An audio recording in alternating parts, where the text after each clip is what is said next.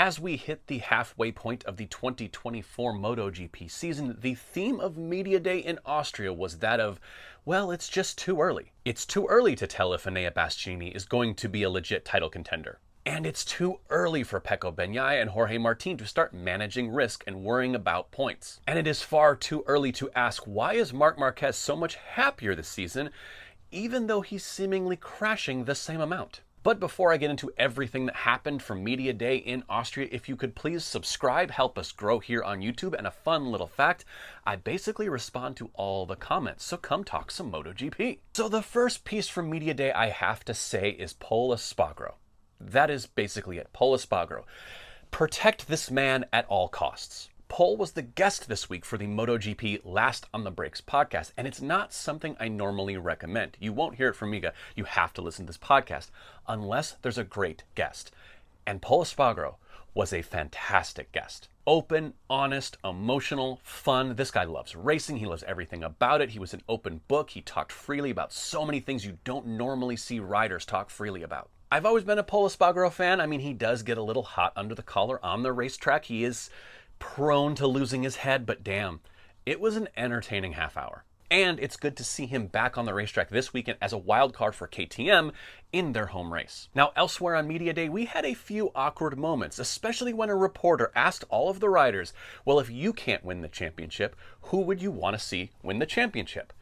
And that's a hard question to answer for Pecco Bagnaia and Jorge Martin and Enea Bastianini. They're like, what do you want me to say? But Marc Márquez had an answer right away. He said, Pecco Bagnaia, if I can't win the championship, I hope it's him. And when pressed on it a little further, Marc said, well, he's going to be my teammate next year, and of course I want the championship in that garage. But if we dig a little deeper even still and read the tea leaves that have been provided for us, we know that the reason Marc Márquez wants Pecco Bagnaia to be the defending champion next year is that so he can take it from him on the same exact bike. But next year, Marc Márquez is going to have to keep it on two wheels much more than he's doing this year. 15 crashes in the first half of the season, and I just have a feeling they're going to keep coming.